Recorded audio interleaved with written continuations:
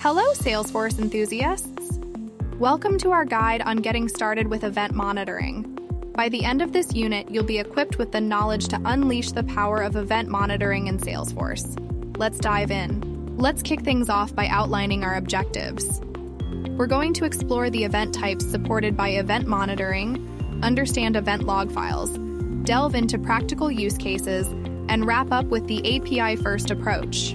Imagine being the investigator your organization always needed.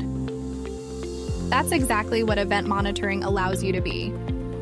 It's a tool that provides granular details of user activities, referred to as events.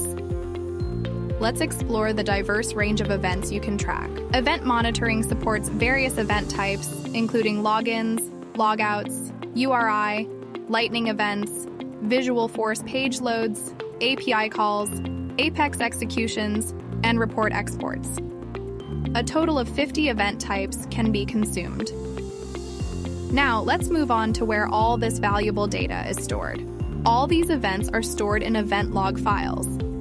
Each file is generated when an event occurs in your organization and is available to view and download after 24 hours. Access and retention of these files depend on your Salesforce edition. Depending on your Salesforce edition, you have varying levels of access and retention.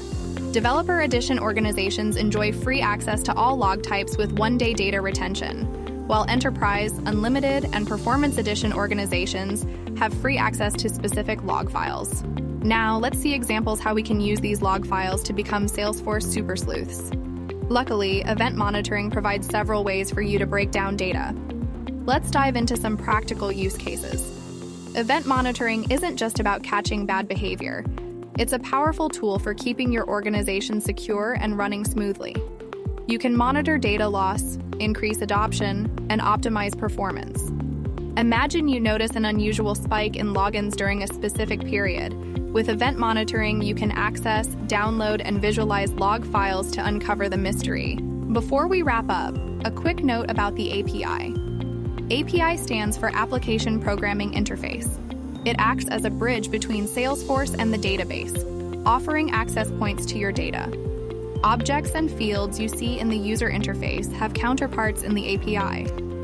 Let's understand why Salesforce encourages an API-first approach to development.